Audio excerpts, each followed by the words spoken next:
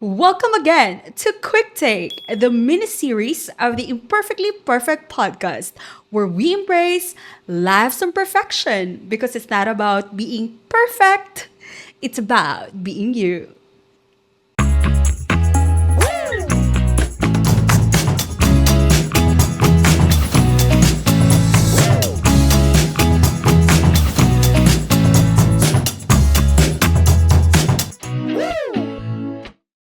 So guys, if you haven't already, please do subscribe sa aming mga social media accounts. We have Facebook, Instagram, and Spotify, the Imperfectly Perfect Podcast.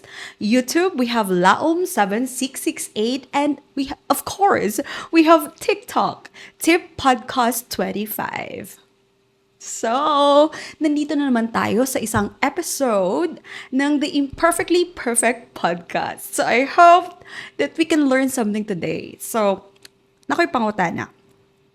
Kinsa sa inyo ha ang gawish nga maintag mabalik pa ang time? So, ang akong point dere guys is natay mga gusto buhaton before nga wala na to nabuhat, either tungod kinahadlok ka or nakulbaan ka, ana bitaw. Or nagkamali ka in one point sa imong life ug niingon ka nga nganong nabuhat ko man to. Mangyana bitaw. Na wrong stepping ta ika nga in one way or another.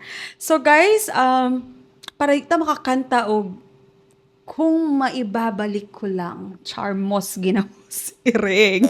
Okay, so here are the 5 things I would tell my younger self. Number 1, find a mentor. Okay, diha kita magsugod, no? First and foremost, kapasalamat ko ka Ate May, no? Si Ate May is akong mentor nga na-meet na ako katong kuan pa ko, third year high school. So, mga grade 8, grade 9 sa karon na time. Na-meet na ko sa Timay and from that time on, siya gid ang nag-mentor sa ako sa akong spiritual na side. Siya gid ang nag-mentor sa ako to be excellent in every way. Pasalamat pud kay ko kay Attorney Lopez, akong mentor sa criminal law. Kay master gyud kay siya mo question guys kanang magbuhat ni complaint affidavit. Master kay siya what lead to the discovery of the crime, mga inana gid yaha. So idol na ako siya pero later na ako siya na ano gyud na mentor katong dugay-dugay na ako sa practice. Pero katong yung mapermero na ako guys, tumbling gyud. Nung first year na ako sa practice, ang tay mga moment nga na tumbling pero grasya gyud sa Ginoo nga gakawin gyapon nato ang mga case. Attorney ko pod mga kaibigan is akong mentor sa civil case, sa mga civil cases nga aspeto ng ating buhay. So siya po ang master diha nga side. Thankful ko ka Attorney ko ug ka Attorney Lopez. Taas kay akong chika aning find a mentor. So, let's proceed now with number 2, mga kaibigan. Number 2 is list your expenses and your resources. Ilista gyud dapat ninyo ang inyong mga gastuon. Kay mo gid ako na-discover nga kanang ay once magud na lista na nimo imong gastuon sa isa ka bulan, basic lang ni hawalag sa note lang nimo siya ibutang sa imong cellphone. And then i-versus din nimo siya sa resources. Nimo ana nga kana nga bulan, makitaan din nimo nga ay di naman ako ka-afford anang nga butang. Ay plano ta ka magpalit ay di din ako ma-afford. Simple lang. For example, na list na ko ang expenses for that week. And then wala pa nagsulod ako mga resources. Malimitahan gid ang imong pagwaldas guys kung imong gilista. Naana din ko, nag-invite din si Dagul. Shout out, Dagul, among director. Uy guys, mga untag McDo or kana si Dagul o si Elzor, sige may kaon na sa kanang either dinner or basta dinner, more sa dinner. Mo din ko, ay, di na sigo akong budget for that day. Kay gilimitahan naman yung self. Dili ibig sabihin ka afford ka patakat na lang po kagwaldas. So, effective kayo siya guys. Number 3 is slay your time management. Di ba na-say nga, daig ng maagap ang masipag. Mo ginabay, kaya ako nga bata, mang good guys, kay this is a confession. Ako ay batang untupers. Di ko late, pero di po ko early. Katong katong sa una nga mga time. Dako pog ambag sa akong life kay kato na yung nag-share sa ako ang effective po ng Google Calendar. Kaya ang Google Calendar is mag-remind magud siya sa imo ha kung mag-schedule kag every hour or every 30 minutes sa imong task. Before pa moabot ang 30 minutes, mag-remind siya sa imo ha nga mo na imong next. And then kung wais magud ka sa time management, mo follow na lang yun. Naa siya domino effect. Effective siya kay di ba ka maglangay-langay, di mo ka magpalanay ani nga task kay napamakay sunod na task. So kung ma-master nimo, mas lay nimo ang time management, daog ka. Or that's the beginning sa imong pagka daog. With number 4 is it's okay if you have failures. Kinsa man di ay ang wala na fail, di ba? Kinsa man ang wala na fail dire sa life. Mo na nga murag mahadlok ko ma-fail sa life kay kanang bida-bida man pud ko sugad sa akong pagka-kinder aside na kanang bida-bida ni judaan mga mama and sir katong kinder ko to grade 6 kung dili ko first second ko sa room. So mahadlok ko ma-fail kay anad ko nga na ako sa top. Na ako sa top permente. Na ako sa first. Ako gid ang best. Ano bitaw? Ako gid ang bida. Kung na yung mga contest, ako gid ipadala.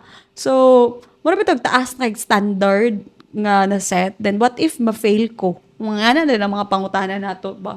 What if ma-fail ko? Guys, okay ra. Okay ra gid ma-fail ka. Kay di kita perfect diri sa life. Daghan yung mga pangyayari nga dili nato makontrol. So, it's okay to fail, nabagsak ka sa imong grado sa college, okay lang, bakod balik. Ano pa tong isa ka singer nga ganahan ko ani saya, shout out Simbang Bisaya. Ana siya nga, kung na-fail ka ganina ra na. Kung na-fail ka kagahapon, gahapon ra na. Ana siya, bakod balik. So, ana lang yun guys, every time ma-fail ta, bakod balik. So let's proceed with number 5. Number 5 is you don't have to hide your imperfections. O, diba? So ako personally, guys, nakita yung mga dili ganahan sa atong mga kuan, diba? Parts sa atong mga body. Anak, Jod. Yeah. Encourage lang yun ko ato. Napunta sa akong shout out yun for Minty. Pero kada episode na lang ma-enter na akong crush. Balik na ba sa akong crush? Sige na lang yung ka-mention akong crush. Hayahay, gini siya.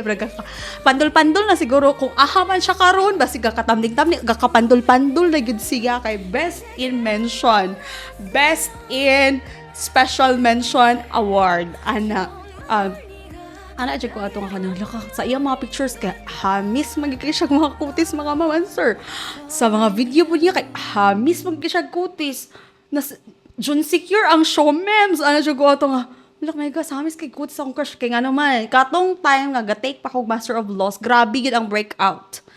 Grabe, 2024, 2025, okay na ako sa 2025, pero katong 2024, 2023, grabe itong, bisa unsa na lang itong hatambal sa bugas, ang gipalit, wala, Jude, wala effect, name it, natistingan na ako tayo, mga mahal kay sila, mga mahal kay nagtisting na kong bisag unsa, mga retinol, mga, dahil ako mag-tell ka, ma-free naman sila dari og koan, broadcast.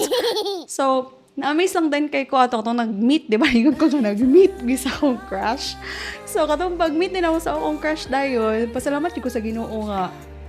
Nabuhayan ako ng loob kasi hindi gyud ingon anak ka super kahamis ang iyahang face. Ako ma'am, daghan jud kay ko mga kanang mga uwat-uwat gyud sa bugas. Ug napag yung mga live from ABS-CBN pa gyud mga bugas nga. Buhi pa gyud sila nga. Uban kay kamatino na uban kay coming pa gyud sila. So ana lang gyud guys, dili na to i-hide ang atong mga imperfection kay kung naata imperfection na amang pud ang uban. Ang key lang gyud ana guys is dinawatay lang gyud na siya. Okay? Ni-pop up lang po galit sa akong mind. Wala gid ako ni gituyo no kay outline lang man ang naa sa ako other way. So ni-pop up lang po to siya. So I hope that you learned something from our quick take today. And if you haven't already, please do subscribe sa aming mga social media accounts. Meron tayong Facebook, Instagram, and Spotify, the Imperfectly Perfect Podcast. And of course, we have YouTube, Laom7668. And of course, TikTok, Tip Podcast 25. So hanggang dito na muna tayo. And see you on the next episode of Quick Take. Stay beautiful. Stay imperfectly perfect. See you soon. Woo!